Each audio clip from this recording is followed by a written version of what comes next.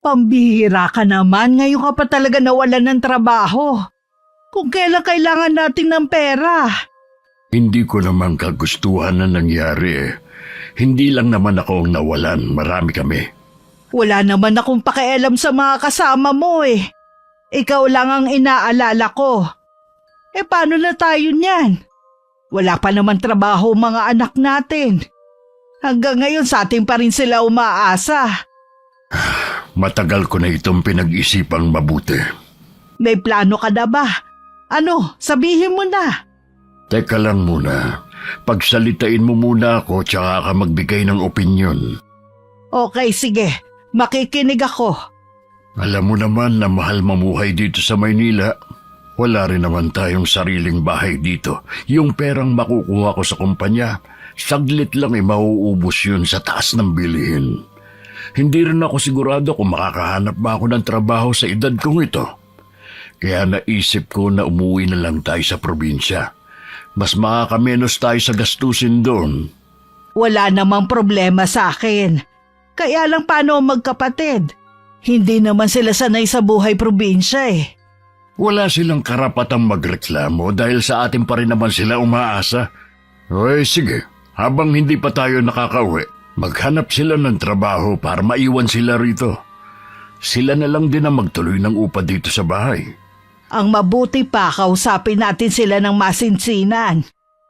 Nasa na nga ba ang dalawang yun? Lumabas kanina para magkape. Hanggang ngayon hindi pa rin bumabalik. Baka sa labas na rin sila kumain ng tanghalian. Bakit kailangan pa nilang sa labas magkape? May termos naman tayo dito Meron ding kape at asukal. Siguro para may maipost sa Facebook nila. Alam mo naman ang mga anak natin.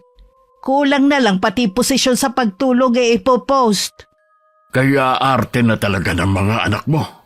Tignan ko lang kung magawa pa nila yan kapag nakauwi na tayo sa probinsya.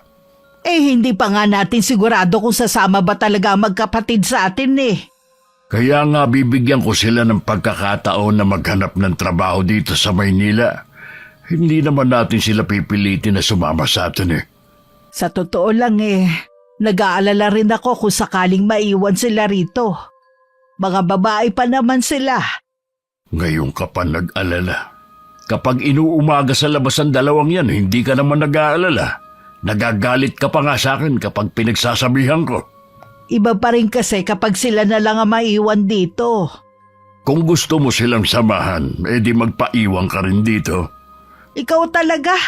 Pwede bang pabayaan na lang kita mag-isa sa probinsya? Sana nga lang makumbinsi natin sila na sumama na lang sa atin. Malalaman natin yan kapag nakausap na natin sila. Hapon na makabalik ang magkapatid sa bahay. Kasalukuyan ako nung naghahanda na ng lulutuin ko. Wala nun ang asawa kong si Lirio. Sinundo ng kaibigan at katrabaho kanina. Huwag muna kayong magkulong sa kwarto. May mahalagang bagay akong sasabihin sa inyo. Pati ikaw, Sam. Kasama ka sa usapan. Tungkol po ba sa ano sasabihin nyo? Si Papa nga po pala. Sinundo kanina ng kaibigan niya. Dapat nga dalawa kami makikipag-usap sa inyo ngayon. Sabihin nyo na po kung ano ang pag-uusapan. Huwag nyo na kaming pakabahin. Nawalan ng trabaho ang papa nyo. Hindi lang naman siya, marami sila. Ang sabi ng boss nila nalulugi ang kumpanya kaya kailangan magbawas ng tao. Kaya silang mga may edad na ang tinanggal. Ano na pong mangyayari sa atin ngayon? May solusyon na naman kami ng papa ninyo. Mas gusto na lang ng ama nyo na kunin ang ibabayad ng boss nila kaysa maghabol pa. Para sa kabutihan nating lahat ang plano namin. Pero kung hindi kayo sasang-ayon may pagpipilian naman kayo. Ano pong plano nyo ni Papa? Ang umuwi ng probinsya. Mahirap kasi kung dito pa rin tayo titira. Masyadong mahal ang mga bilihin dito. At umuupa lang naman tayo ng bahay. Baka hindi na kayanin ng ama nyo. Wala po bang balak maghanap ng bagong trabaho si Papa? May edad na rin ang papa ninyo. Baka wala nang tumanggap sa kanya. kung kayo nga nagrereklamo na hindi tinatawagan ng mga inaplayan nyo eh. Paano pa kaya ang ama nyo? Ano nang gagawin natin, ate? Wala na palang trabaho si Papa. Ang arte mo naman. Ang inaalala mo lang naman wala na tayong allowance kay Papa. Bakit? Ikaw ba hindi nag-aalala? Pareho lang naman tayo ng nararamdaman O tama na yan. Baka mamaya mag-away na naman kayo. Emma, sigurado na po ba kayo ni Papa sa plano niyong umuwi sa probinsya? Oo, kung ayaw niyong sumama sa amin, pwede naman kayong maiwan dito. Yun nga lang kailangan nyo nang makahanap ng trabaho sa lalong madaling panahon. Susubukan po namin na makahanap ng trabaho. Ibig bang sabihin mas gusto nyo maiwan dito? Hindi naman po kami sanay sa buhay probinsya Tsaka mas lalong walang mapapasukan dun. Hindi ko nga lang maiwasan na mag-alala sa inyo kapag naiwan kayo rito. Dapat po kasi, subukan din ni Papa na maghanap ng trabaho. Malay niyo po, matanggap pa siya. Kahit hindi mo sabihin, ginagawa na yan ng ama mo. Isa pa pala. Kailangan muna natin magtipid ha. Sana naman iwasan nyo munang lumabas. Dito na lang kayo kumain. Paano yan, Ma? May mga parating akong mga parcel. Wala na akong pambayad, Ako din po, Ma. Wala na rin akong pambayad. 3 parcel yung akin. O sige, ako na muna magbabayad. Pero huling order nyo na yon ha? Hindi na muna kayo pwedeng umorder sa online. Opo, Ma. Last na po yun. Promise. Alam kong maninibago ang mga anak namin sa sitwasyon namin. Nasanay kasi sila na kahit wala silang pera, nabibili at nakakain nila ang gusto nila. Sa aming mag-asawa, akong mas maluwag sa pera. Isa rin nga siguro sa dahilan kaya hindi kami nakabili ng sariling bahay. Maliban sa mahal na rin. Mabuti naman dumating ka na. Kumain ka na ba? Pinakain na kami ni paring Neil sa kanila. Mahaba-haba rin kasi ang naging pag-uusap ng tropa. Hanggang sa napag-usapan nga kung anong plano pagkatapos makuha yung pera. Balak din pala ng mga kasamahan kong umuwi na rin sa kani-kanilang mga probinsya. Maliban kay paring Neil na taga rito naman talaga. Halos pare-pareho pala kayo ng plano pagkatapos nyo makuha ang pera Sa panahon ngayon, praktikal nang umuwi na lang ng probinsya kaysa tumira dito sa Maynila. Siya nga pala. Nasabi ko na sa magkapatid ang sitwasyon natin. Hahanap daw sila ng trabaho sa lalong madaling panahon. Talagang ayaw nilang sumama sa atin sa probinsya, ha? Tama naman kasi ang katwiran ni Merly. Kung dito nga, hirap sila makahanap ng trabaho, doon pa kaya. Tsaka isa pa nga hindi daw sila sanay sa buhay probinsya. Ayaw muna kasi nilang subukang tumira dun Gusto ko sanang makasama natin sila kahit saan tayo tumira. Kaya lang hindi naman natin sila pwedeng pilitin. Oo nga. Malalim na ang gabi. Tara nang matulog. Nang mga sandaling yon, hindi pa rin pala natutulog ang magkapatid. Nag-uusap din sila tungkol sa sitwasyon namin. Sana naman magbagong isip ni na Mama. Dito na lang sana sila. Siguro naman makakahanap pa si Papa ng trabaho. Ayoko kasi magkawatak-watak tayo Tingin ko tama si Mama Mahirap nang makahanap ng panibagong trabaho si Papa. Alam mo naman dito sa Maynila. Kaya nga kailangan nating makahanap ng trabaho para kung sakali, hindi na nila kailangang umuwi ng probinsya. Ang dami ko ng pinasahan na resume, sana naman kahit isa lang sa kanila merong tumawag sa akin. Dapat kasi noon ka pa nag-apply. Sabi mo kasi gusto mo munang magpahinga dahil napagod ka sa pag-aaral. Nagsalitang magaling. Ikaw nga ang tagal ng graduate pero nakaisang trabaho pa lang.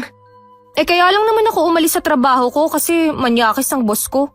Ikaw ba naman papayag ng ganun? Halimbawa lang hindi tayo makahanap ng trabaho. Di mapipilitan tayong sumama sa mga magulang natin sa probinsya. Malamang ganun na nga. Pero wag kang mawala ng pag-asa. Kung hindi man tayong makahanap ng trabaho, malay mo, si Papa ang makahanap, 'di ba? Magdilang anghel ka sana, Mas gusto ko pa rin kasi ang tumambay muna sa bahay kesa araw-araw sumabak sa traffic at usok papasok sa trabaho. Sayang lang ang mga binibili kong pampaganda. Sus! Diyan ka magaling eh. Sa kaartehan. Wow! Nagsalita ang hindi nuknukan ng arte sa lahat ng bagay. Ultimo pang mumog mo, mineral ang gusto mo. Lasang kalawang naman kasi yung tubig sa gripo, no? Parang ikaw, yung pinanghihila mo sa mukha mineral din. Nagkaka-pimples kasi ako kapag galing sa gripo pinanghihilamos ko. Hoy, pareho lang tayo, no? Kung makapuna ka naman sa ginagawa ko. Oo na, matulog na nga tayo. Inaantok na ako eh. Mauna ka na, tatapusin ko lang tong ginagawa ko.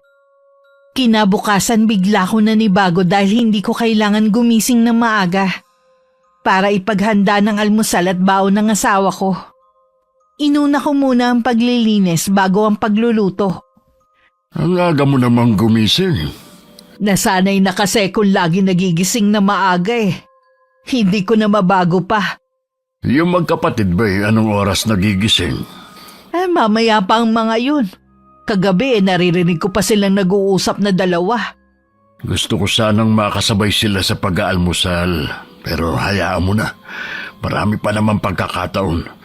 Hindi ko na kasi naalala kung kailan tayo nagsama-samang kumain eh. Lagi ka kasing maagang umaalis.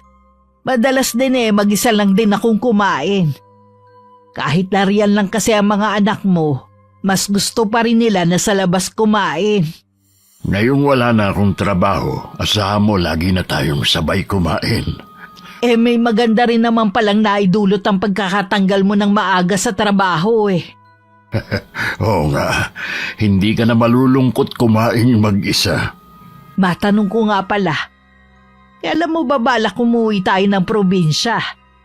Isang buwan mula ngayon.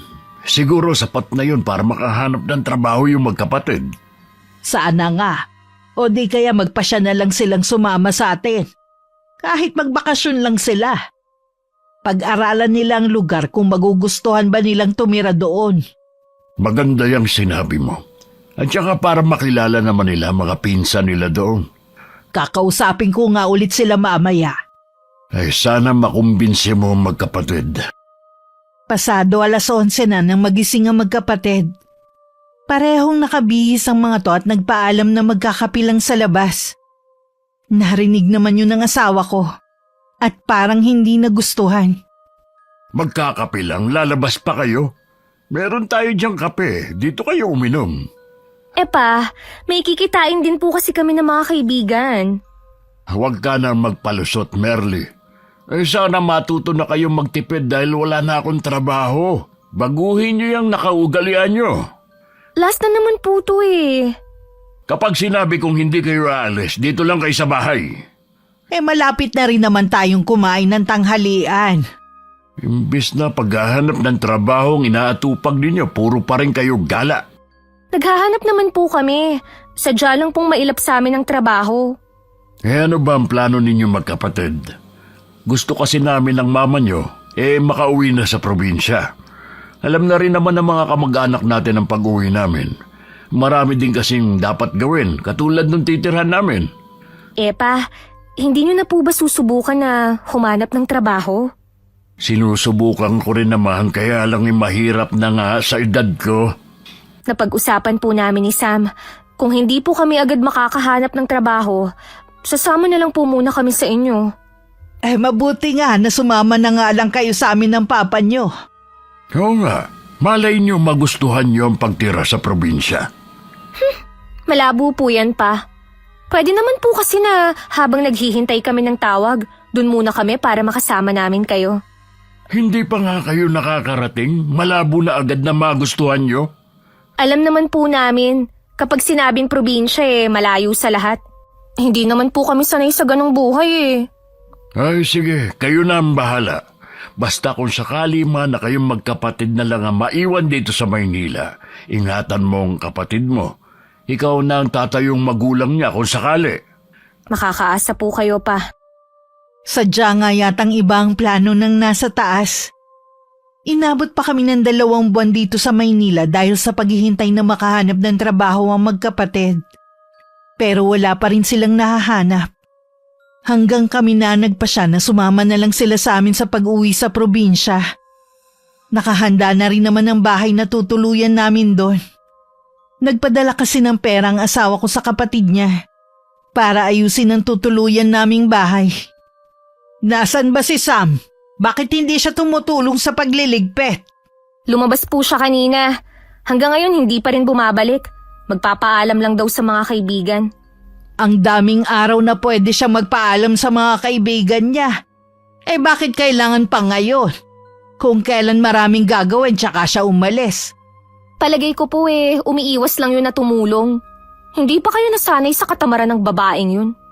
Hindi na nga maasahan sa gawaing bahay, pati ba naman na pagliligpit ng mga sarili niyang gamit iaasa pa sa akin. Baka naman hanggang sa probinsya ng papa niyo dalhin niyo ang ganyang ugali. Malamang po yun. Emma, bakit po kailangan nating ibenta ang iba nating gamit? Hindi naman kasi natin magagamit yan sa uuwian natin Masasayang lang. Di ba mabuti nang gawing pera para mapakinabangan? Bakit kasi kailangan pa nating umuwi Sana ginamit na lang niyo ang pera ni Papa sa negosyo. Gagamitin naman ng ama niyo sa negosyo pag uwi natin. Wala naman siya magiging trabaho pagdating dun Ibig ko pong sabihin, nagnegosyo na lang sana kayo dito. Baka akala mo malaki ang nakuha ng papa mo na pera. Kung dito tayo magnenegosyo, hindi sapat ang pera na yon. Hindi ko po kasi maiwasan na mag-alala Paano kung hindi naman namin makasanayan ng buhay dun? Hindi ba sumagi sa isip mo na kaya siguro hindi kayo makahanap ng trabaho dahil may mas magandang plano para sa inyong nasa taas? Magtiwala ka lang. Sana nga po, Nay. Sige na, tapusin na natin to. Bukas ng madaling araw na ang alis natin Tawagan mo na nga pala ang kapatid mo. Umuwi na kamo siya. Sige po, tatawagan ko lang. Si Papa po pala. Pinuntahan yung may-ari ng sasakyan na maghahakot ng mga gamit natin. Alam mo naman ang ama mo, ayaw nun ng bulilyaso. Naku ma, ayaw sagutin ni Sam. Hayaan na lang natin, uuwi din yun. O sige, bilisan na natin ang pagliligpit. Teka lang, nandyan na yata ang ama mo. Maiwan muna kita rito, ha? Gabi na nung umuwi si Samara. Hindi tuloy maiwasan ng asawa ko na masermonan siya. Imbis nga naman na tumulong sa pag-aayos ng gamit, mas inuna pa ang pakikipagkita sa mga kaibigan. Masyadong mainit ang ulo mo. Hindi mo na sana pinagalitan ng anak mo. Huling beses na rin naman niya itong pakikipagkita sa mga kaibigan niya Ang daming araw na pwede siya makipagkita at magpaalam. Tinapat pa niya talaga na marami tayong ginagawa. Natapos na rin naman ni Merly ang mga ligpitin Kasalanan mo rin kung bakit ganyan ang ugali ng mga anak natin ba't ako? Tinatanong mo ba talaga? Ikaw itong lagi nilang kasama dito sa bahay. Kahit ako nasa trabaho maghapon, nakikita ko ang ugali nila. Aba Molly, hindi tayo mayaman. Kaya sana huwag silang umasta na pasosyal pag uwi natin sa probinsya. Matatalino ang mga anak natin. Alam nila kung paano ibabagay ang ugali sa isang lugar. Hindi namang mga suplada ang mga yan. Sana nga, dahil ayokong mapulaan ng mga kapatid ko't pinsan kung paano natin sila pinalaki. Maiintindihan naman nila na iba talaga ang laking Maynila kesa sa probinsya. Sabihan mo magkapatid na agahan ka mo ang gising bukas. Hindi tayo dapat abutin ng tanghali sa highway. Oo, sasabihan ko sila mamaya bago ako matulog. Sige na, mauna ka na magpahinga. Alam ko pagod ka na rin. Bago matulog ng gabing yon, pinuntahan ko muna ang magkapatid sa kwarto nila. Meron pa rin silang inililigpit na mga gamit nila. Marami pa ba kayong gagawin? Ito na lang naman po, Ma. Magpahinga na kayo pagkatapos niyan, ha? Maaga kasi tayong aalis bukas Ma, maganda ba sa probinsya ni Papa? Oo naman. Sariwa ang hangin, mababait ang mga tao at hindi maingay. Hindi tulad dito sa Maynila. Alam ko may agam-agam sa puso nyo sa pag-uwi doon. Subukan nyo lang naman. Kung hindi nyo makagamayan, pwede naman kayong bumalik dito eh. Yun nga po ang sabi ko kay Sam eh. Kung meron lang sana tayong kamag-anak dito, pwede sana namin kayong ipagbilin sa kanila. Kaso wala nga tayong kamag-anak eh. Huwag nyo na lang pong pansinin yang si Sam. Nag-iinarte lang yan. Dahil hindi na siya makakapunta sa mall at coffee shop. Pareho lang naman tayo, no? Huwag kang ipokrita dyan. At least ako, aminado. Ikaw kinikimkim mo pa. Pero nag-aalala ka rin na hindi mo na magawa ang mga gusto mo kapag nandun na tayo. O, tumigil na kayo sa pagtatalo. Meron namang mall doon pero nasa 2 oras yata ang biyahe eh. Pwede naman kayong sumadya doon kung gusto nyo. Buti sana kung may budget para sa pagpunta sa mall kapag nandun na. Sigurado, maghihigpit niyan si Papa. Hindi naman siguro. Hindi naman kayo matitiis ng ama nyo. Sana naman may tumawag na sa akin sa mga inaplayan ko. Teka nga lang ma, may signal ba dun sa uuwian natin? Oo naman. Hindi naman liblib ang lilipatan natin eh. Ay, salamat naman kung ganun. Tingin ko kasi hindi ako tatagal doon. Tapos kasama pa natin si Papa araw-araw. Siguradong magkakagulo tayo. Huwag nyo sanang kalilimutan kung hindi dahil sa ama nyo. Wala kayo sa kinalalagyan ninyo. Obligasyon nyo naman po yun eh. Bakit nyo po kami sinusumbatan? Hindi yung panunumbat, kundi paalala lang sa inyong magkapatid. Para hindi mawala ang respeto nyo sa ama ninyo. Hindi naman po mawawala yun. Kaya lang po minsan nakakainis na rin si Papa eh. Kaya lang naman siya nagagalit sa inyo dahil may nakikita siyang mali eh. Siya nga pala. Kapag nandun na tayo, matuto kayo makisama sa mga kamag-anak natin doon ha. At kahit sa ibang tao. Oo na po. Hindi pa po ba kayo matutulog? Sabi nyo kasi maaga tayo bukas eh. O sige, maiwan ko na kayo. Matulog na kayo ha. Halos 3 oras lang ang tulog ko. Bumangon na rin ako nang maramdaman kong gising na ang asawa ko. Ilang sandali pa dumating na ang sasakyan na inarkila namin. Ginising ko na rin ang magkapatid para tumulong sa pagkakarga ng mga gamit. Sa daan na lang din kami kumain at tumidlip din kami mag-iina. Makalipas ang ilang oras na biyahe, narating na rin namin ang baryo kung saan lumaki ang asawa ko. Ay, salamat naman at matiwasay tayong nakarating. Saan ka ba nagpunta? Bigla ka na lang nawala eh. Tinawag kasi ako ng kapitbahay natin. Naging kaklase ko yun nung elementarya hanggang high school. Nang musta naman na tinanong kung dito na tayo titira. Tuwang-tuwa nga nang malaman na magiging kapitbahay natin sila.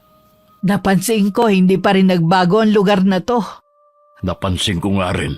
Pero kahit papano hindi na lubak-lubak ang daan. Ang magkapatid nga pala. Ayun, napagod daw sa biyahe. Matutulog daw muna sila. Nakakatuwa nga tong bahay natin eh. Akala ko ba ipapaayos mo lang ang lumang bahay ng mga magulang mo? Pinagawa na yata ng buo ng kapatid mo eh.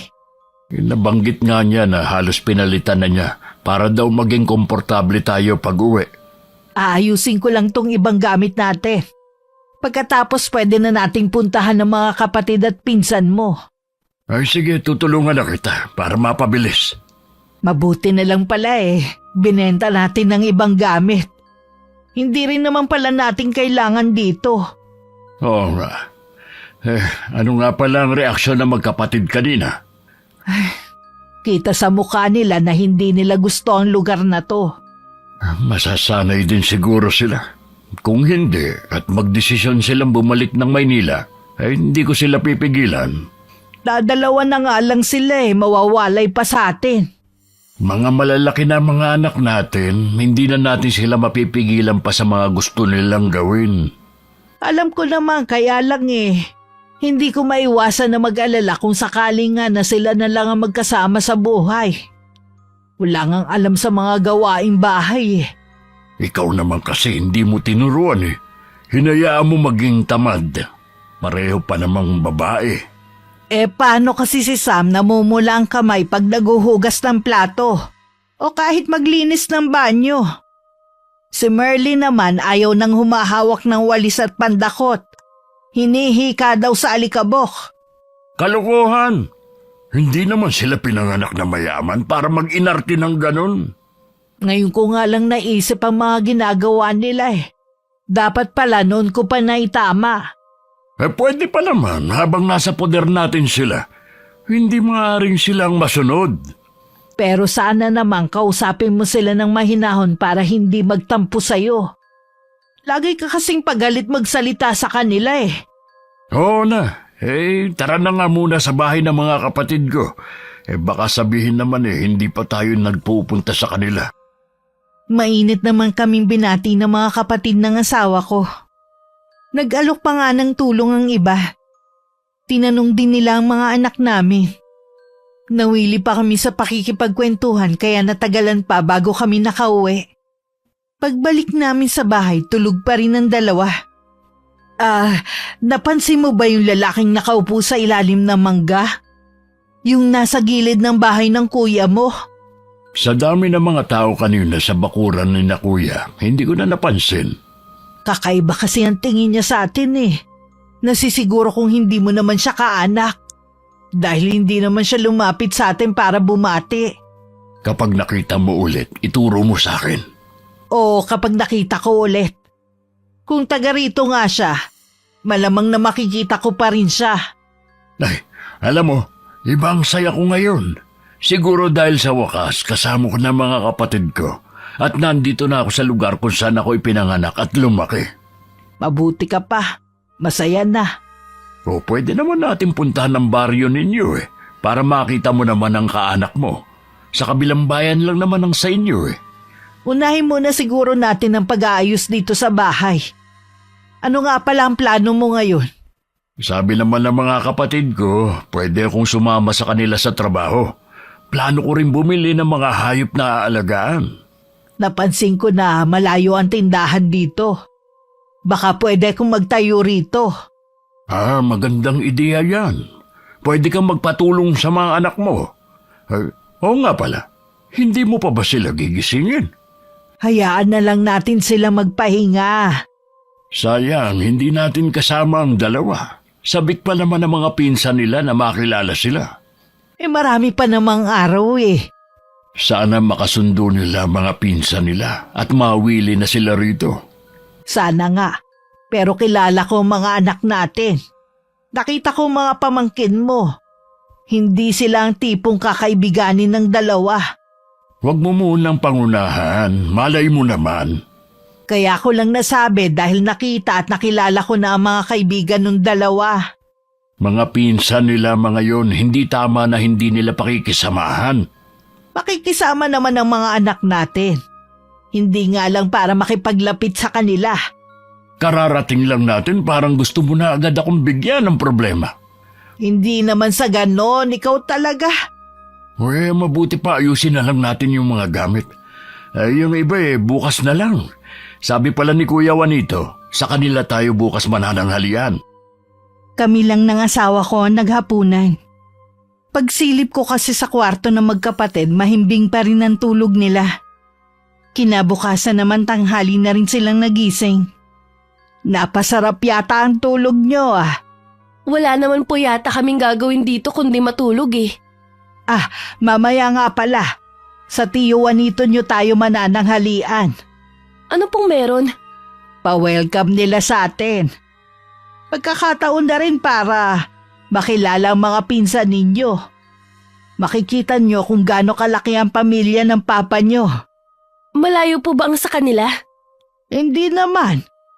Wag na lang pala kayong pumorma. Simple lang ang suotin nyo, ha? Ate, narinig mo bang sinabi ni Mama? Oo, narinig ko naman. Sino ba kasi ang tinitingnan mo dyan? Kanina ka pa dyan sa may bintana Sino pa ba? Di yung mga tao. Para wala namang kaporma-pormang manamit ng mga tao dito. Parang pinag-iwanan na ng panahon. Ano ba ang inaasahan nyo? Probinsya to. At hindi naman Maynila. Wala po ba ritong mapaglilibangan, Ma? Plano namin ng papa nyo na maglagay ng tindahan sa harapan. Tulungan nyo na lang ako para hindi kayo mainip. Ha? Tindahan po? Magiging tindera lang po pala kami rito. Sana hindi nyo na lang kami pinag-aral. O ano naman ang masama sa pagiging tindera, ha? Marangal naman na trabaho yon. Huwag mo sanang minamaliit. Hindi ko naman po minamaliit. Kung yan po pala ang plano nyo, sana sa Maynila na lang kayo nagtayo ng tindahan. Iba naman kasi doon. Kahit paano dito, hindi natin kailangan umupa. Ipinaliwanag ko na yan sa inyo dati, di ba? Wala na po akong masasabi. Bahala po kayo kung gusto nyong ituloy yan. Pero wala po kayong aasahan sa akin. Sa akin din, ma. Nakakahiya kapag nalaman ng mga kaibigan ko na tindera lang pala ako. Ang sabi ko pa naman sa kanila magbabakasyon lang tayo sa ancestral house ng mga magulang ni Papa. Hindi ko naman alam na papatirahin niyo kami sa pawid ang dingding. Hindi ko tuloy masugot ang video call nila kanina. Bakit kasi kailangan mo pang magsinungaling sa mga kaibigan mo? Nakakahiya naman po kasing sabihin sa kanila ang totoo. Dahil sa ginawa mo, para mo na rin sinabi na ikinahihiya mo kami ng papa mo. Walang masama sa buhay na meron tayo Dahil ito naman talaga ang totoo. Kung tunay na mga kaibigan yan, tatanggapin ka nila kahit ano ka pa. Madali lang naman pong sabihin na walang nakakaya sa buhay na meron tayo Pero kilala ko ang mga kaibigan ko. Bakit kasi silang kinaibigan mo? Mahirap kasi na magpanggap na sosyal kung wala ka namang pangsuporta sa sarili mo. Wala na po tayong magagawa, nasabi ko na sa kanila Sana lang po makahanap na ako ng trabaho. Sana nga. Para may pantustus ka dyan sa luho mo para masabi lang na sosyal ka. Akala mo naman magagamit mo yan dito sa lugar na to. Hindi ko na napigilan na mailabas ang inis ko ng mga oras na yun. Tingin ko kasi sumobra na ang pagiging sosyal ng mga anak ko. Wala na sa lugar. Nung tanghalian naman hindi rin sila sumabay dahil ayaw nilang kumain sa dahon ng saging. Kitang-kita rin sa kanila ang pandidire. Kaya pagdating sa bahay nagalit na naman ako. Bakit ganun ang pakikiharap niyo sa mga kamag-anak ng papa niyo? Ano na naman po ang ginawa namin? Kinakausap kayo ng mga pinsan niyo, kibuin dili ninyo sila. Halata na ayaw niyo sa kanila. Hindi naman kasi namin naiintindihan ng mga sinasabi nila Tsaka, kung umusta sila, para bang malapit na sila sa amin. Natural dahil sabik sila na makilala kayo.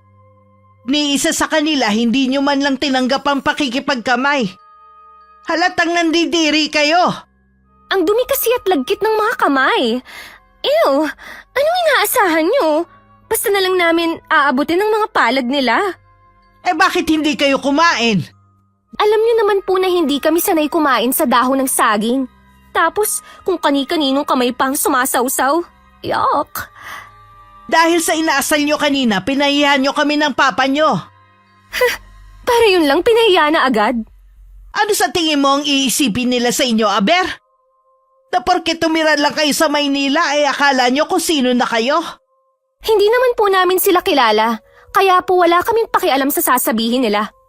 Ganyan ba ang ugali nyo? O namimili lang kayo ng pakikiharapan? Ano po ang gagawin namin kung hindi naman namin sila gustong kaharap? Mga kadugo nyo ang mga taong yun. Wala po akong pakialam. Hindi naman namin sila nakasama mula bata pa kami. Hindi nyo man lang naiisip na darating ang araw na sila ang tutulong sa inyo. Malabo po yung mangyari. Mag-iingat ka sa mga binibitiwan mong salita. Baka kainin mo rin yan balang araw. Tinalikuran ko na sila at baka kung ano pa ang masabi ko. Buong buhay ko kasi nun lang ako napahiya. At dahil pa yun sa mga anak namin. Molly! Molly! Nandito ako sa silong! Teka, aakyat na ako riyan. Oh, kahapon ko lang pinadeliver ang mga galon ng inumin natin bakit wala nang laman? Oo nga no. Hindi kaya mga butas sa mga galon? Paanong butas? Mga bago ang mga yan. Hindi ko alam. Teka, tatanungin ko ang mga anak mo. Tinawag ko ang magkapatid pero si Samara lang ang lumabas ng kwarto. Bakit po, ma? Alam mo ba kung bakit naubos ang tubig sa mga galon, ha? Inumin kasi natin yun Ah, yun po ba? Pinanligo po namin ni Ate Merly. Kulang pa nga po sa amin eh. Dapat po dagdagan nyo pa. Ano? Pinanligo nyo lang ang tubig na inumin natin? May poso naman ah. Bakit hindi kayo nag-igib? Ma naman, baka masira ang kutis namin sa tubig sa poso. Hanggang dito ba naman yung kaartihan nyo? Dala nyo pa rin? Malayo ang bilihan ng tubig na inumin dito. Kaya nga marami na akong pinadeliver para matagal na nating gagamitin. Tapos kayo pinanligo nyo lang? Intindihin nyo naman po kami. Paano kung masira? Ano ba yung balat nyo at hindi pwedeng tubig poso ang gamitin nyo? Mala porselana ba mga yan? Hindi nga po kami sanay ng tubig na kung saan lang galing. Kapritsyo na lang yung mga ginagawa nyo ng ate mo eh. Mula ngayon, sa poso na kayo kukuha ng pampaligo. Subukan nyo lang na mag-inarte rito. Pababalikin ko kayo sa Maynila anumang oras. Hindi naman po namin ginusto na tumira dito eh. Parang sinisisi mo pa kami kung bakit kayo napunta rito ah. Hindi nyo pa nga kayang tumayo sa sarili nyong paa? Huwag po kayong mag-alala. Kapag nakahanap po kami ng trabaho ay aalis na po kami dito. Hindi rin po namin gusto na maging pabigat kami sa inyo. Wala akong pakialam kung sa amin pa rin kayo dumepende. Pero sana naman, huwag kayong pabigat dito sa bahay. At sana matuto rin kayong makisama sa mga tao rito. Hindi sa lahat ng oras kami o silang iintindi sa inyo lagi. Tama na yan. Namumula ka na eh. Sige na Sam, pumasok ka na ulit sa kwarto nyo. Sige po ma. Magtatanda na siguro sila. Mahirap nang ituwid ang ugali lalo't yun lang nakasanayan. Aminado ko sa naging pagkakamali ko. Hindi ko sila nagabayan na magkapatid. Ngayon ko lang naisip ang mga mali ko. Kailangan nila magbago. Dahil kung hindi, magkakaproblema tayo sa mga taga rito. Hindi sila sanay sa ganyang asta ng mga anak natin. Lagi ko silang kakausapin. Kahit anong pangaral ko sa dalawa, parang pumapasok lang sa isang tenga at lumalabas sa kabila. Hindi ko na kaya ate na tumira pa sa lugar na to. Tignan mo ang balat ko. Ang itim na kahit anong pahid ko ng lotion. Pareho lang naman tayo eh. Pero anong gagawin natin? Wala tayong pera. Sana pala hindi tayo pumayag na umuwi dito. Sana pinilit natin si Papa na maghanap ng trabaho dun. Wala na tayong magagawa. Nandito na tayo oh. Hindi ko na matagalan ng mga tao dito. Parang gusto na tayong kainin habang nakatingin. Ngayon lang kasi sila nakakita ng mga magaganda. Tingnan mo naman ang mga dalaga dito. Mga mukhang tsaka. Oo nga ate. Lalo na yung mga pinsan natin na gustong maging close sa atin. Naku, ang layo naman nila sa mga nagiging kaibigan ko. Ibang klase rin talaga ang mga taga-probinsya, no? Porke ka mag-anak eh, kailangan ba malapit agad sa isa't isa? Umuwi na nga tayo, te. Kanina pa ako naiirita sa mga tao dito eh. Sige na nga, wala namang pwedeng galaan dito eh. Wala man lang magandang i-post sa FB ko. E di ang mga puno at bundok ang i-post mo. Anong nakakatawa? Wala ka mo ma-post eh. E di pinagtawa na naman ako. Ordinaryo lang naman kasi ang nasa paligid eh. Oo na, umuwi na lang tayo. Nagulat pa ako nang umuwi ang magkapatid na nakabihis na parang pupunta sa party. Buti hindi kayo natapilok sa mga suot niyong sapatos. Hindi naman po dahil hindi naman kami nakalayo. Nakakatakot naman kasi ang mga tingin ng mga taga rito eh. Pagtitinginan talaga kayo dahil sa mga ayos nyo. Hindi sanay ang mga taga rito na makakita ng ganyang forma. Napag-iiwanan na po talaga ang mga taga rito. Hindi na nakapagtataka na halos lahat wala pang cellphone. Hindi naman kasi nila prioridad ang pagbili ng cellphone o ng kahit anong material na bagay. Ang mahalaga sa mga taga rito, unahin ang pagkain. Oh, mahalaga rin naman ang cellphone ah. Halos dito na kumukuha ng lahat ng impormasyon. Alam ko pero syempre depende pa rin sa lugar at pangangailangan ng tao. Maiba nga pala ako ma. Sigurado na po ba kayo na balak niyong magtayo ng tindahan dito? Oo naman. Wala naman kasi tayong pagkukuhanan dito ng ikabubuhay eh. Bakit mo naman naitanong? Naisip ko po kasi, bakit hindi na lang po ibang negosyo ang itayo natin? Ano naman ang naiisip niyong magkapatid? Pwede po tayong magtayo ng coffee shop dito o hindi po kaya nagbenta ng mga damit. Malabo yung sinasabi mo. Una, bakit kailangan pang gumastos ng kape ang mga taga rito kung meron naman sa kanila? Sa pagbebenta naman ng damit, hindi naman araw-araw bumibili ang mga tao. Ang tindahan kasi kailangan ng mga taga rito. Oo nga ma, pero mas okay siguro kung mini grocery. Malit na tindahan lang ang kaya ng budget ng ama nyo. Para po sana kami na lang ang magbantay. Pero sige po, bahala na kayo. Aanhin naman kasi natin ng sosyal na negosyo kung malulugi naman tayo. Hindi pa naman po natin nasusubukan eh. Kailangan kasi sa sigurado tayo para hindi masayang ang perang nakuha ng ama ninyo. Pero sasabihin ko pa rin sa papa nyo, baka mapag-isipan din niya. Huwag lang kayong aasa ha. Sige po ma, at least sinubukan yung sabihin kay papa. Siya nga pala. Subukan nyo na magsuot ng simple lang ha. Para hindi mailang sa inyo mga taga rito. Ganito na po kami magdamit. Wala na ho kayong magagawa pa. Ayaw naman naming baguhin ang dahil lang sa ibang tao. Ay, kayo na nga ang bahala. Maiwan ko muna kayo. Meron lang akong gagawin sa kusina. Hindi pa naman maumpisahan ang pagtatayo ng tindahan dahil hindi pa nakakakuha ng mga buho. Abala rin kasi ang asawa ko sa ibang gawain. Minsan nakita ko siyang nakatayo sa tabi ng bintana at parang malalim ang iniisip. May problema ba? Wala naman. Bakit ang layo naman ang tingin mo? May iniisip nga ako pero hindi naman problema. Meron lang kasi kaming napag-usapan ni Kuya Juanito. Tungkol naman saan? Kilala ko na kung sino yung lalaking tinutukoy mo noon. Pamangkin namin siya, si Rio. Anak siya ng pinsan naming buo na namatay ang asawa sa misteryosong sakit.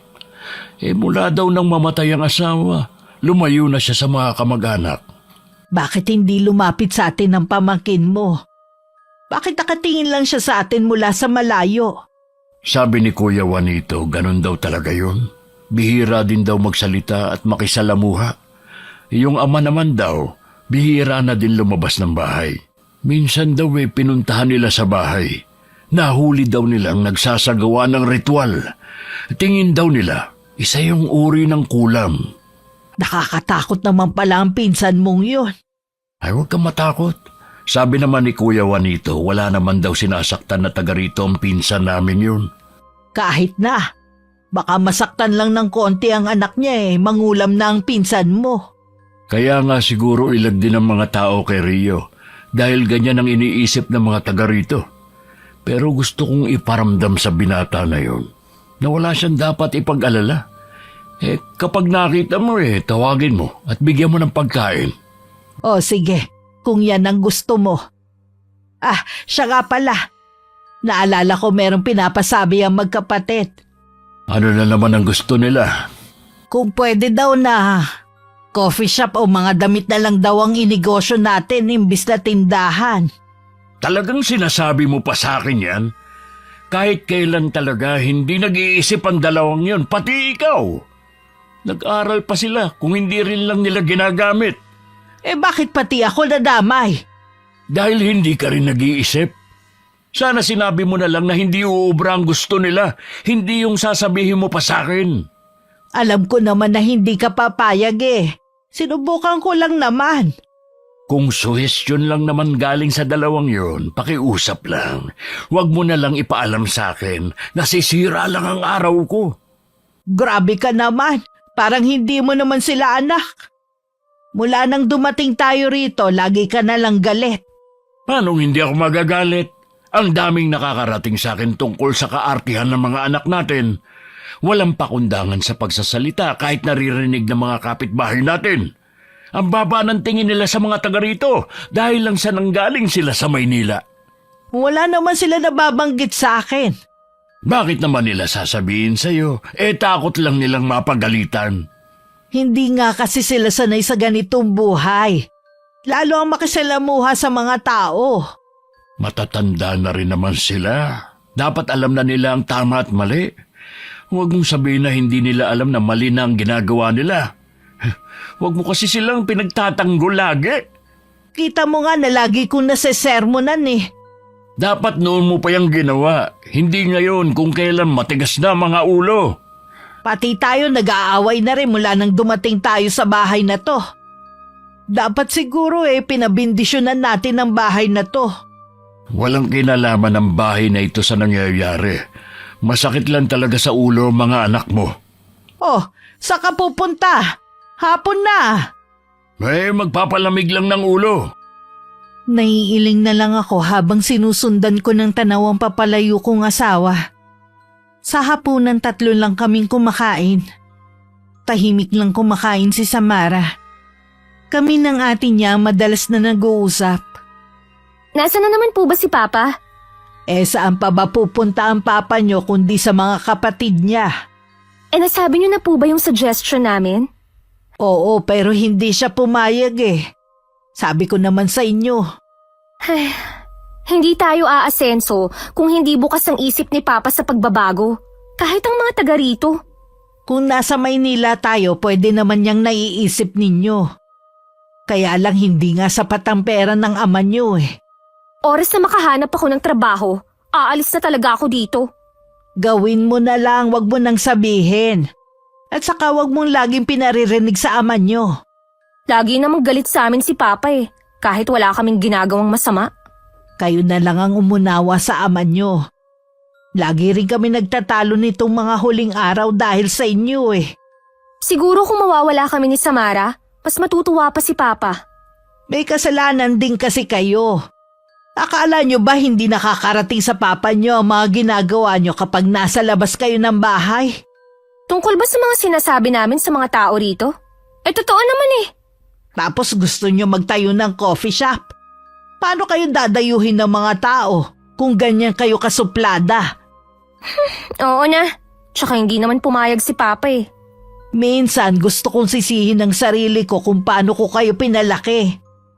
Tama nga ang papa niyo. Walang dapat sisihin kundi ako. Hindi sana kayo ganyan umasta kung nagabayan ko kayo ng tama. Wala naman pong mali sa pagpapalaki niyo sa amin. Si Papa at mga taong hindi naman namin kilala ang may problema. O sige na, kumain na lang tayo. Huwag na nating pag-usapan ang bagay na yan. Kahit anong pangaral ko sa magkapatid, ginagawa pa rin nila ang mga nakagawian na. Katulad ng paggamit ng inuming tubig sa paliligo. Ayaw din nilang laban ng mga damit sa poso. Kaya isang beses sa isang linggo pumupunta sila sa bayan para magpalaba. Hindi rin sila kumakain ng ordinaryong ulam. Nasaan ang mga pasosyal mong mga anak? Pumunta sila sa mall para daw magpalamig.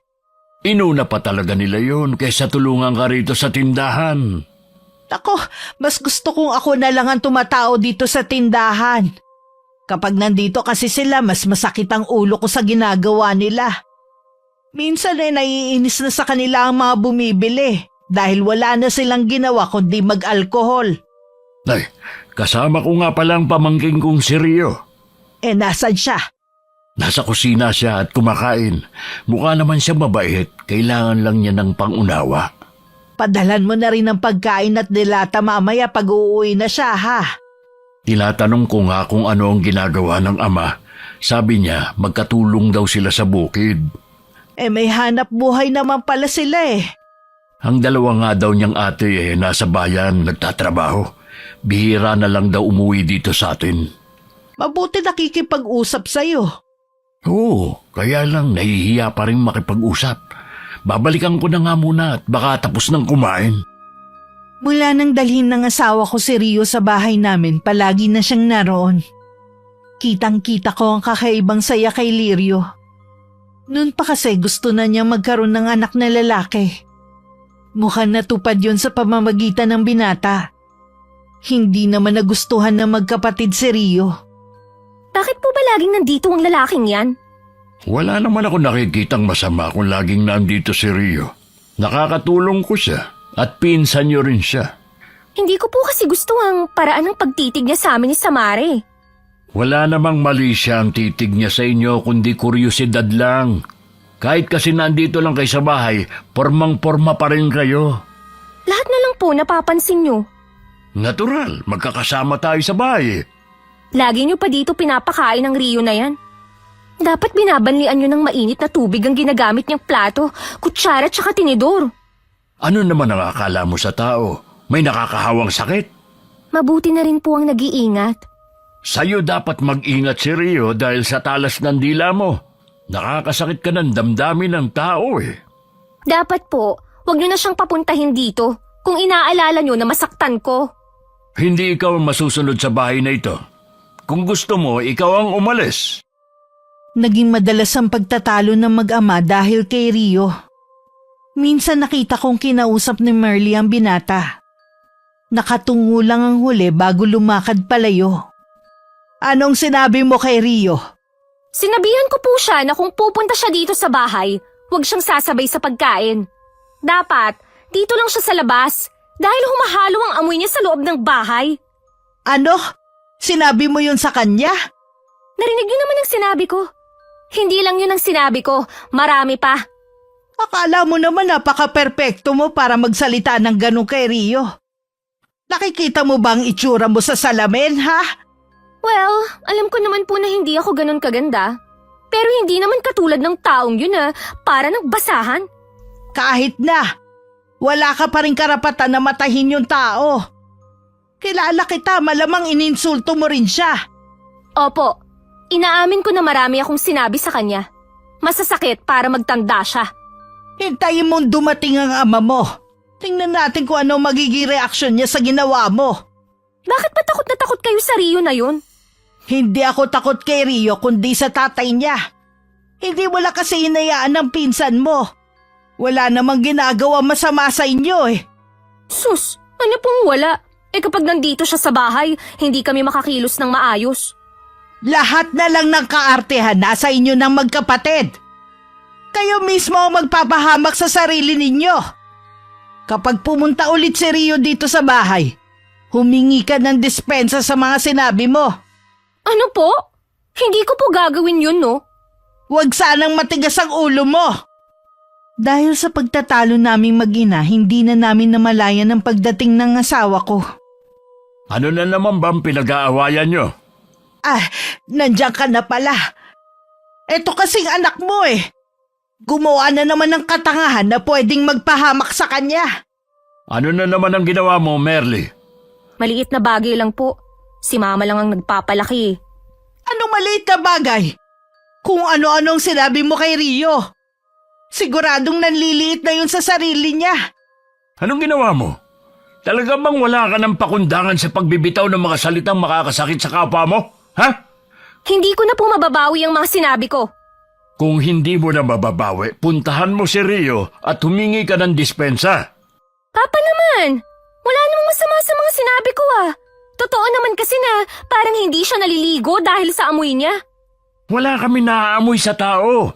Luma lang ang mga suot niya, pero lagi siyang naliligo. Kayo ng kapatid mo may problema. Dahil sa sobrang kaartihan ninyo, nakakaperwisyo na kayo. Dahil lang sa pamangkin nyo, galit na kayo sa akin. Tawagin mo si Samara. Puntahan ninyo si Rio. Humingi kayo sa kanya ng dispensa. Paano po kung ayaw ko? Pues, umalis na kayo magkapatid sa bahay na ito at wala na akong pakialam sa inyo. Dahil sa banta ng asawa ko, napilitan na sumunod ang magkapatid. Naiintindihan ko naman ang takot ni Lirio. Dahil ganun din ang nararamdaman ko. Pareho kami nang iniisip na baka magsumbong si Rio sa ama at gumanti sa mga anak namin. Wala kaming kamalay-malay na imbis na humingi ng dispensa ang magkapatid. Kung ano-ano pang pangiinsulto ang sinabi nila sa binata. Napansin mo ba ang itsura niya kanina? Para siyang maiiyak sa sobrang kahihiyan. Oo, natatawa nga ako kanina eh. Kaya lang te, paano kung magsumbong siya kay Papa? Hindi siya magsusumbong dahil binalaan ko na siya. Hindi nga siya makatingin sa'yo sa takot eh. Ay, gusto kong maligo. Pakiramdam ko, dumikit na sa balat ko ang amoy ng lugar nila. Naamoy mo rin ba yun? Parang pinaghalong amoy ng kandila at langis. Ew! Ang naamoy ko naman kanina parang amoy kulob sa paligid at malansa. May tubig kaya sa galon? Kanina tiningnan ko walang laman. Uhaw na nga ako eh. Wala naman tubig na inumin. Para naman tayong pinarurusahan ito. Mapipilitan tayo nito mag-igib sa poso. Sigurado masisira ng balat natin. Sabihin mo nga kay Mama, bumili sila ng tubig. Ha? Ayoko nga. Baka masabon pa ako nun. E di magtitiis na lang tayo sa tubig ng poso. Ano pa nga ba? Kainis naman talaga. Habang nagsasampay ako, dumating naman ang asawa ko.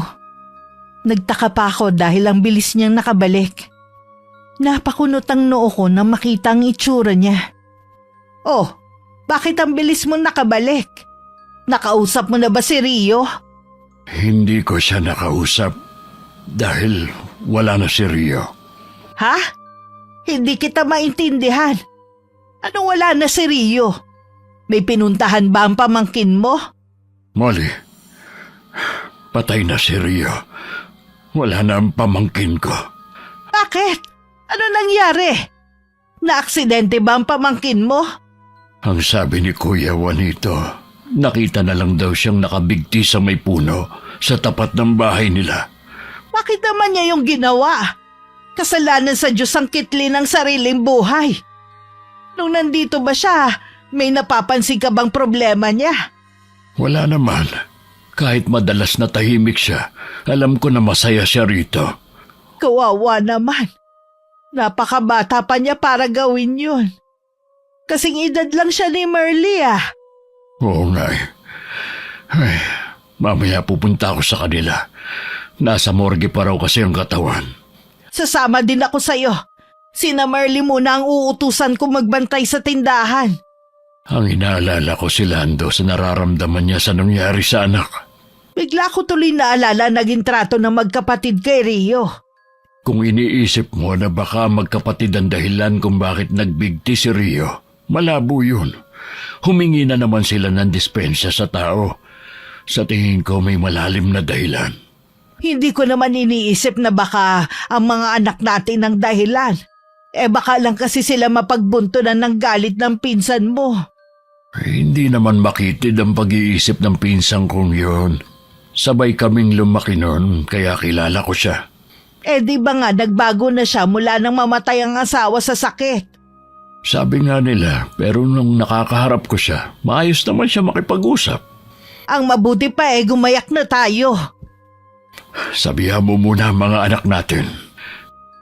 Nang sabihin ko sa magkapatid ng masamang balita, bumakas din sa kanila ang hindi pagkapaniwala. Naging napakabilis nga ng pangyayari. Hindi rin kami makapaniwala ng papa niyo na magagawa niya yon. Alam niyo po ba kung anong dahilan ng pagpapakamatay niya? Hindi namin alam ang rason pero malamang meron siyang mabigat na problema. Ngayon na po ba kayo pupunta doon? Maya-maya pa naman. Pwede naman kayong sumama. Isara na lang natin ang tindahan. Hindi na po ma. Dito na lang kami ni Samara. Sa ibang araw na lang po kami pupunta. O sige, hanggang 8:00 lang ang bukas ng tindahan ha. Opo ma. Wala naman akong kakaibang napansin sa magkapatid. Hanggang makalabas ako ng kwarto nila. Ate, Kung wala kang magandang sasabihin, manahimik ka na muna. hindi nating pwede ipagsawalang bahala to. May palagay ako na tayo ang dahilan kung bakit nagpakamatay si Kuya Rio. Hindi mo pa narinig ang sinabi ni Mama? May mabigat siyang problema kaya niya yung ginawa? Bakit kasi natapat pa sa ginawa natin sa kanya? At sa mismong puno na sinabi mo pa siya nagbigti. Baka nagkataon lang. Basta, wala tayong alam. Kaya manahimik ka na lang dyan. Bakit kasi kailangan mo pang sabihin yun sa kanya? Biro lang naman yun sa akin eh. Sa tingin ko nainsulto siya sa mga sinabi natin. Sinabihan mo pa siya magbigti na lang siya kung hindi niya kayang ayusin ang pananamit niya. Halata naman na hindi niya kayang bumili ng mga bagong damit eh. Huwag mo na akong sisihin, pwede ba? Wala nga tayong kasalanan sa nangyari sa kanya. Isa pang paninisi mo. Lagot ka na sa akin. Nilibang na lang na magkapatid ng mga sarili nila para makalimutan ng masamang balita. Malalim na rin ang gabi na makauwi kami mag-asawa. Bakit kailangan bukas na agad ang libing? Hindi man lang ba pamimisahan ng labi ni Rio? Sarado ang isip ni Lando tungkol sa bagay na yan. Igalang na lang natin. Napansin mo ba ang titig ng pinsan mo sa atin? Parang sa atin siya nagagalit Intindihin na lang natin ang nararamdaman niya. Hindi madali ang pinagdadaanan ng tao. Sana naman hindi makarating sa pinsan mo ang mga ginawa ng anak natin kay Rio. Kahit naman makarating, hindi naman mga anak natin na may kasalanan sa nangyari sa anak niya. Oo nga. Kung ano-ano kasi ang pumapasok sa isip ko Lalo't alam kong may alam sa pangungulam ang pinsan mo. Alisin mo nga yan sa isip mo. Tinatakot mo lang ang sarili mo Oo na. Ipagdadasal ko na lang ang kaluluwa ni Rio. Ay, hindi ko maiwasan na sisihin din ang sarili ko. Hindi ko man lang kasi nahalata na may mabigat siyang problema. Kung ang tatay nga niya hindi alam ikaw pa kaya na kailan mo lang nakasama ang pamangkin mo? Nangako pa naman ako sa kanya na kapag may pagkakataon dadalhin ko siya sa Maynila. Hindi ko na yun magagawa pa. Sa tingin ko din parang may sakit sa pag-iisip ang pamangkin mo dahil sa kakaiba niyang kilos. Sabi ni Kuya Juanito, nagkaroon daw ng depresyon si Rio. Masyado daw naapektuhan sa pagkawala ng ina. Kaya nga daw naging maramdamin. Sarado na ba ang mga bintana? Oo, kanina pa. Bigla kasing lumamig ang paligid Oo nga no. Kinikilabutan ako. Rio, kung ikaw man yan, sana matahimik na ang iyong kaluluwa. Mabuti pa, tara na sa kwarto natin.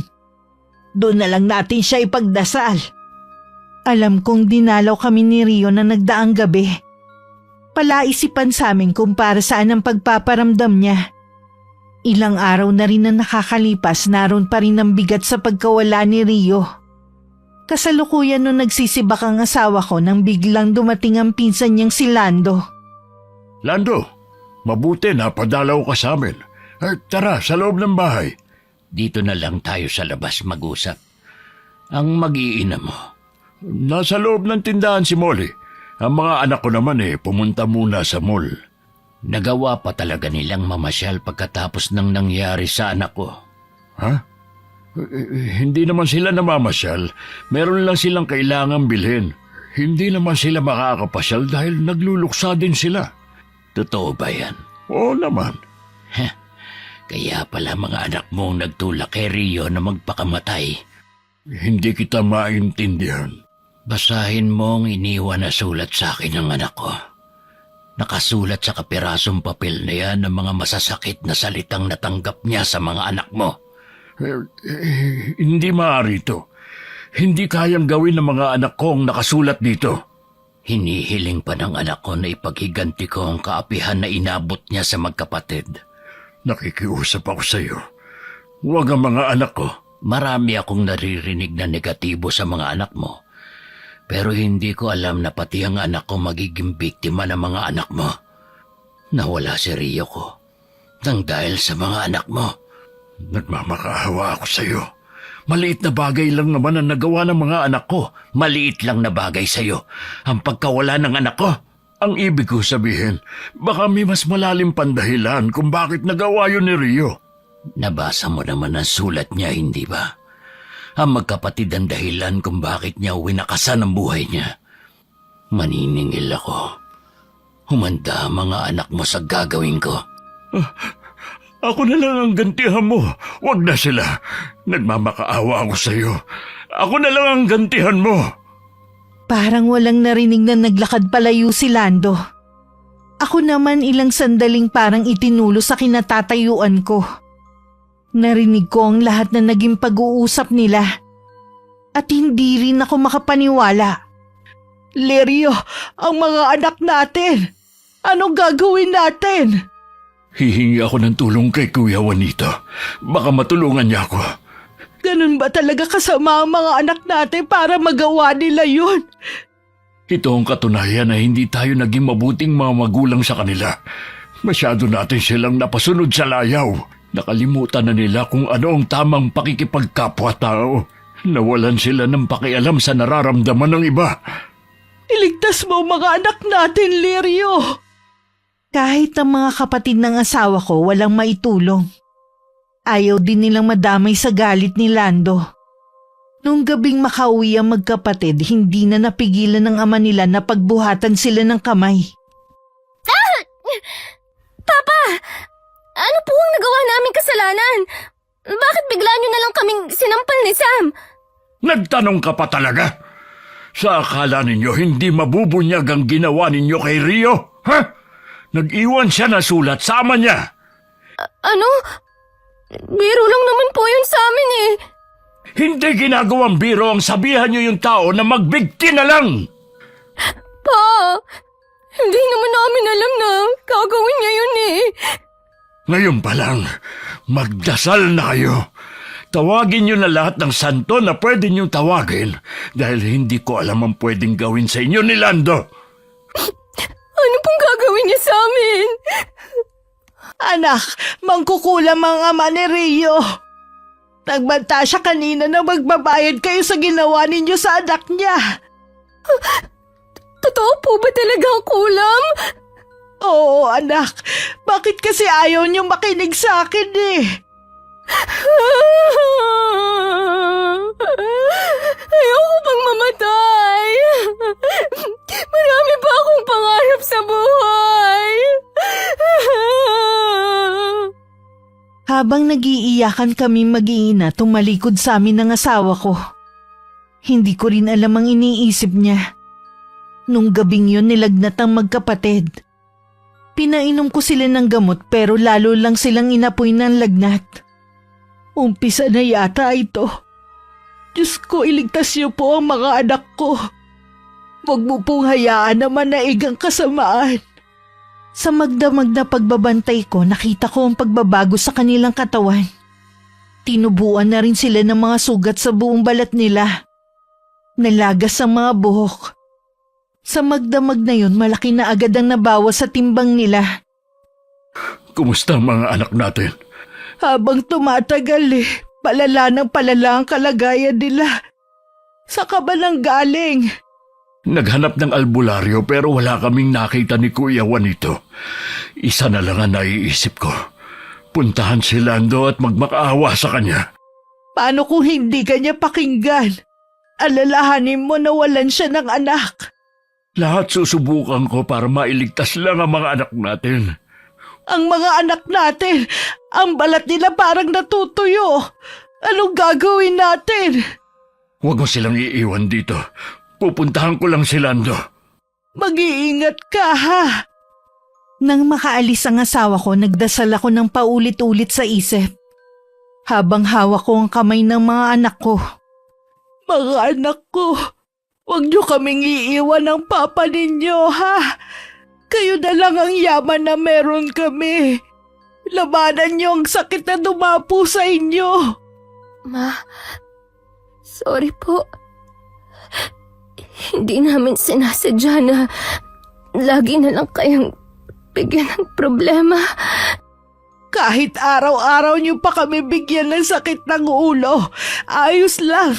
Basta mabuhay lang kayo. Pakisabi po kay Papa. Sorry din. Alam kong napuno na siya sa amin. Mahal na mahal kayo ng papa ninyo. Gumagawa siya ng paraan para gumaling kayo. Samara, huwag kang bibitiw ha. Para po sa inyo, kakayanin ko po. Sama-sama tayo magdasal mga anak ko. Higit siyang makapangyarihan sa lahat. Hindi niya tayo pababayaan. Nang mga oras na yun, magkaharap ang asawa ko at si Lando. Narito ako't nakaluhod sa harapan mo. Nagmamakaawa ako sa iyo. Ako na lang ang pagbayarin mo. Lubayan mo na mga anak ko. Alam mo ba kung gaano kasakit ang mawalan ng anak? Nag-iisang anak na lalaki ko lang si Rio. Siya na lang ang dahilan ko para magpatuloy mabuhay dahil alam ko na hindi niya kakayaning mag-isa. Tapos dahil sa mga anak mo, Kinitil niya ang sariling buhay. Naiintindihan ko ang pagdadalamhati mo. Pero sana naman maunawaan mo rin ng isang ama na gagawin lahat para sa mga anak. Nauunawaan kita, pinsan. Para mailigtas mo ang mga anak mo, kailangan mo akong patayin. Hindi ko magagawa yun. Hindi ako mamamatay tao. Ito lang ang tanging paraan. Papasok ako sa kubo. Sunugin mo. Hindi ko na rin kayang mabuhay na wala si Rio. Pinsan, hindi ko magagawa ang gusto mo. Lando! Lando! Napatingala pa sa kalangitan ng asawa ko bago kinuha ang gaserang iniwan ni Lando. Pikit mata pa niya yung hinagi sa kubo. Ilang sandali lang lumiyab na yon. Narinig pa niya ang malakas na sigaw ng pinsan sa loob habang nasusunog. Matuling na lumipas ang mga buwan. Marami na nagbago sa lugar at sa mga anak namin. Naalala mo na naman ba ang nakaraan? Habang buhay ko na yung dadalhin sa puso ko. Dahil sa ginawa mo, nailigtas mo ang mga anak natin. Oo nga. Yun naman ang mahalaga. Sana nasa mabuting kalagayan ng magkapatid. Ayos lang naman sila. Pareho na silang may trabaho ngayon. Ang pangyayari sa buhay nila naging malaking aral na sa kanila. Nakita ko naman ang malaking pagbabago sa kanila bago sila lumuwas ng Maynila para magtrabaho. Sabi pala ni Merly, kung gusto nating magbakasyon at bumalik sa Maynila, sila na daw ang bahala sa atin. Magsabi lang daw tayo. Ayos naman tayo dito eh. Ayoko maging pabigat tayo sa kanila. Sige, sasabihin ko kay Merly kapag tumawag siya. Naging maayos naman na naging pamumuhay naming mag-asawa dito sa probinsya. Hindi na rin muling tumuntong ang magkapatid dito. Pero madalas naman ang kanilang pagtawag sa amin para mga musta. Madalas kaming mag-asawa na lang ang dumadalaw sa kanila sa Maynila. Naiintindihan naman namin sila dahil sa masamang karanasan nila. Sa kabila ng masamang pangyayaring yun, nagpapasalamat pa rin ako. Dahil napagbago na ng mga anak namin para maging mabuting tao. Wakas.